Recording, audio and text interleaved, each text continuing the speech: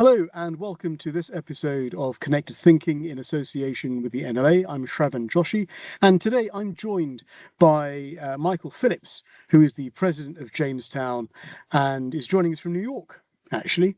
And before I introduce you, Michael, I thought the focus of today's session should really be on getting a New York perspective on London's future. And it'd be nice to just draw some parallels between the two cities.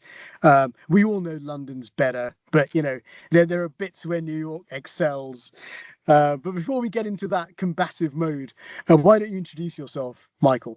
Yes, thank you, Shravan. Michael Phillips, nice to be here with you this morning, Shravan, and happy to talk about the comparison of the cities and certainly the perspective from this side of the pond on London. Yeah, great. Thank you. So I think why don't we start? I mean, a lot of people will not be familiar with Jamestown, some of the work you've done. Why don't you just give us a bit of background on some of the projects you've done in the Sure. past, the kind of philosophies you have as a company, and let's set that scene if you don't mind.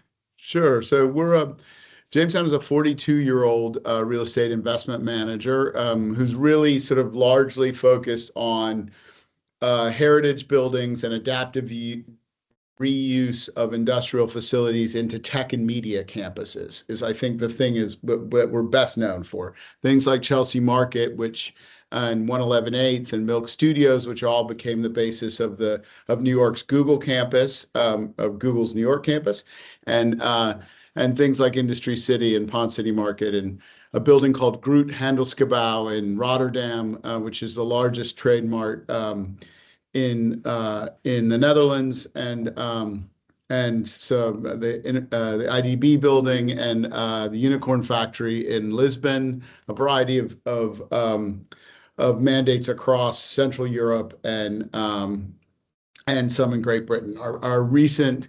current holdings really are focused around Edinburgh and in office buildings in that market, and we continue to diligence and work on projects and mandates on an advisory basis in London and look for acquisitions. Great. I mean, let's just go back to something you said just at the start there, Michael.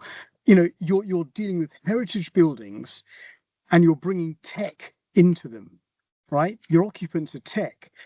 I mean, explain that sort of juxtaposition. How do they mesh? Do they work well together? Well, I think that there's sort of two schools of thought. One is that tech wants the newest, fastest, greatest, most innovative solution. So that's in ESG, it's in materials, it can be in functionality of the real estate.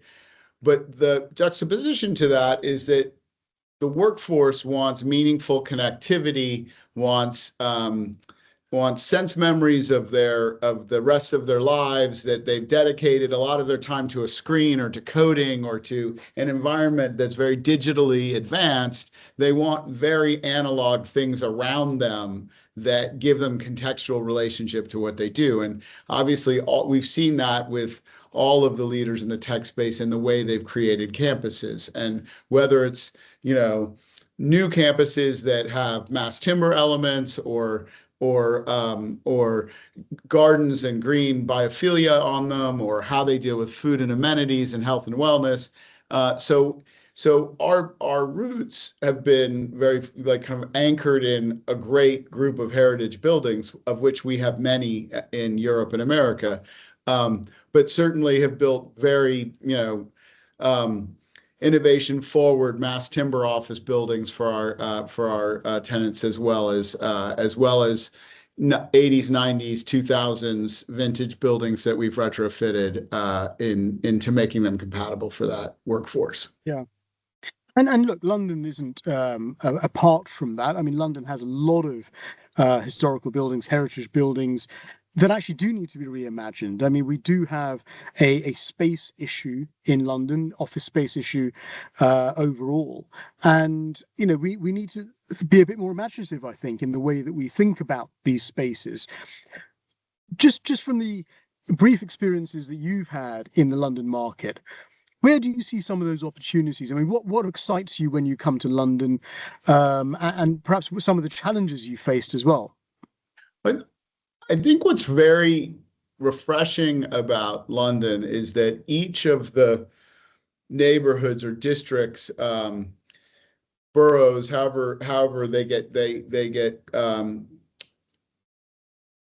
sort of separated and defined, have a unique identity, and a lot of that is down to that either the estate owners who own them, or in many cases a square mile of the London city, or the Crown Estate, or any of these sort of groups, have very elevated and informed ideas about creating place.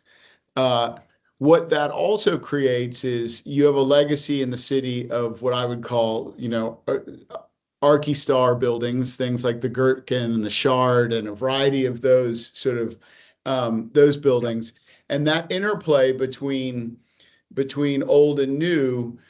I think there's an opportunity to sort of sew it together a little better, because you have sort of two schools of thought in that regard. But what I really love about London is that you really know where you are by the neighborhood you're in, and I think that is unique to many big city cultures that have evolved in a way that they sprawl. I think London is very much a series of barriers to entry and jurisdiction. So I like that.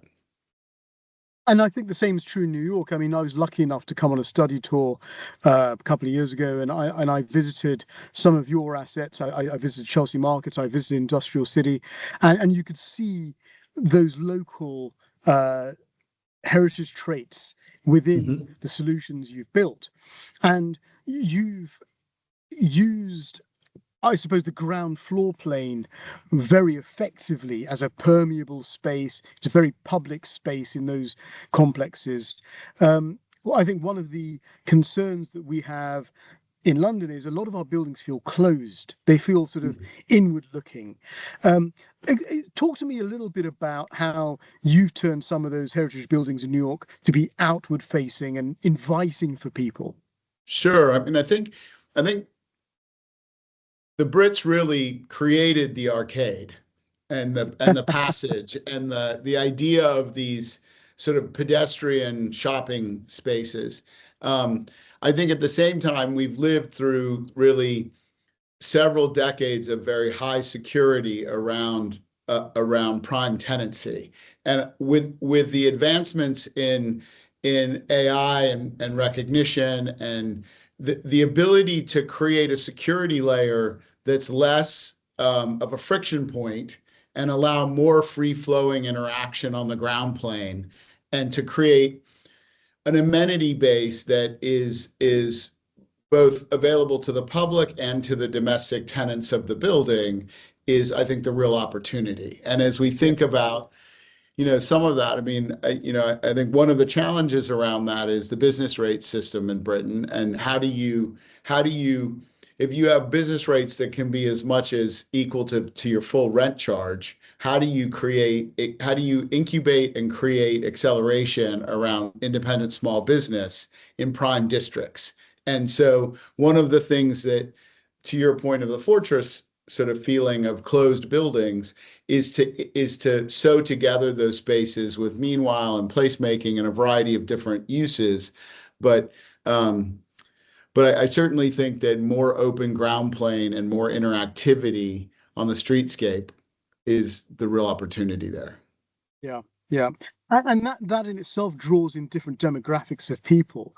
We found that in the city of London post lockdown, when we sort of launched our destination city policies, being able to attract people who are not just working here, being able to attract families and tourists and visitors, and actually celebrating some of those heritage buildings has become a real anchor point, and to the point where I think we're now sort of forming cultural strategies around the enjoyment of these buildings for the next generation. And I've seen you very successfully achieve that in New York when I visited.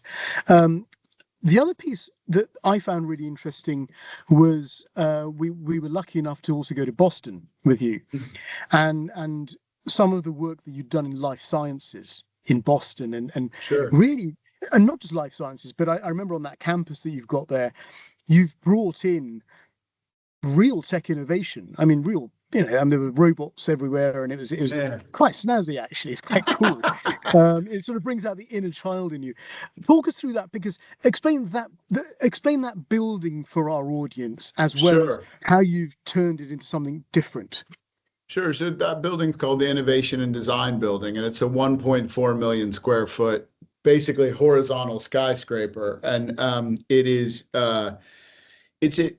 We were really focused on an ecosystem of various constituencies. One of them, as you say, is life science. Some of it is industrial design and architecture and engineering. Another slice is interior design and home with the Boston Design Center, which is like your Chelsea Harbor. Another slice is around health and wellness with Reebok and their company gym that was open to the public, um, and as well as food and arts and culture. And so I think what makes a really dynamic place is multiple constituents of people that provide a diverse set of interests and deployment of those interests in one place. If it were all life science, it would be fairly boring. You can just go to to to any of the life science districts around the world, and they tend to be quite staid experiences. But our focus was around green tech and around where life sciences uh, interface with that, and building a series of pre-built plug and play light wet labs that allowed businesses to grow and accelerate. And we also had Mass Challenge there, which was a really dynamic uh, venture seed sort of crowdfunding solution. And so as you think about kind of creating that district, I think part of what made it so dynamic is that these seemingly disparate business units all kind of layered in together to make a robust neighborhood, which is effectively what a city is. And so if you can create a micro version of that, um, and I say micro at 1.4 million square feet, but it is on some level what makes it as dynamic as it is. Yeah.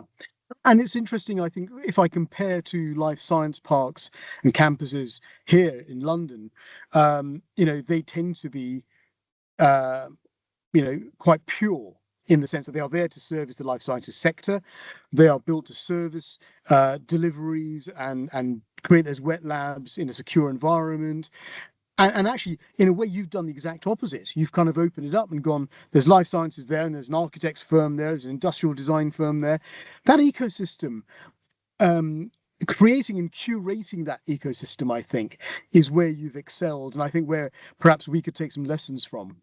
Well, that's generous to say. I think it's really there is something to knowing how to it's I mean, I hate to say this, but it's like you've been to the best dinner party you can think of in your life is one where you've met someone unexpected and you've seen some old friends at the same time, and the conversation took you in a path you didn't expect, but also felt familiar. And I think that's community. And so I think our IP as a company is that we're very focused on how to invite everyone to the party and to get the right outcome. And with strong Yeah. economic fundamentals, and our life sciences business is underpinned with a huge infrastructure and redundant power and all the things that you need. And oftentimes, life sciences ends up in industrial areas or edge areas, not in the center city, because its needs just are in conflict. So focusing on green tech and on innovation in that regard allowed us to find the niche in that space Yeah. that fit within the ecosystem. And scientists want to be around great food. They want to be around great fashion and lifestyle and interesting people. And everyone wants a date. And they don't necessarily want to date exact people that are exactly like them. So, you know. Very good. Yes, it's Jamestown matchmaking services. Exactly, exactly. Very good. Let's focus a little bit on London now. I know you've been over several times, and we've met with our business hats on, and I know you've been very active on Opportunity London and supported that process as it's evolved. Where do you see yourselves in the next decade or so in the London market? Where do you see your footprints, and where do you see the opportunities for Jamestown? Sure. So, I mean, I think I have a house there. I spend quite a bit of time in London. I I think for us in the current market conditions, our DNA is about quite large projects, and so we continue to look for a quite large project. But we also have a core plus investment strategy around in-place income assets and continue to look for those. So I think from our standpoint, in the next decade, I certainly see us having a real contributing role in where we can invest or where we can advise on how things develop. I think both New York and London have been under fire in the last sort of 5 to 7 years for a variety of reasons, some of them around fiscal policy and some of them around leadership, but they still remain undeniably the financial capitals of this part of the world for their respective place. And what always strikes me about London is I live 30 minutes at tops from Heathrow Airport, and I can be anywhere in the world directly from London, easier than any other European airport. There's direct access. And it's the same feeling I have in New York. And I do think that despite some of the headlines, London is still a dynamic, important place that will continue to thrive. And I think getting the right mix of where the workforce and the families and where education is and how tax shows up and policy will only inure to reinforce its value in that space. I do think the building stock and the ground plane, which we talked about, I think you and I have talked a little bit about some of London Square Miles challenges around making it more inclusive and making it more open to arts and culture and non-finance and insurance, industry solely. And the kind of ring of what I would call cool factor around the square mile, whether it's in Shoreditch or Hackney or Borough Market or Seven Dials, they're all kind of there. And you have this center nucleus of the Barbican and Smithfield and the new museum complex, which I think are really dynamic in terms of future-looking opportunities for the city to show up and lead in arts and culture. Sure. And just on that point, I think New York and London face the same challenges in terms of investability. And if you look at the investor market, we all face challenges on yields. We have inflationary pressures. Construction costs have gone through the roof. We all know the story. The one thing I've noticed more recently is that for the right projects in the right locations with the right formula, and the formula is really important from your context, actually there is quite a lot of patient capital on the table that's willing to be deployed. And talk to us a little bit about that, because there's a sort of fast buck to be made in real estate, but actually it's, to my mind, it's the projects that have the longer term view, the longer term life cycle that actually have that give more sustainable success. How do you feel about that? Yeah, so I think that is one of the challenges. By the way, I think it is also why people favor building new, because building new has a beginning, middle, and end in one lease cycle.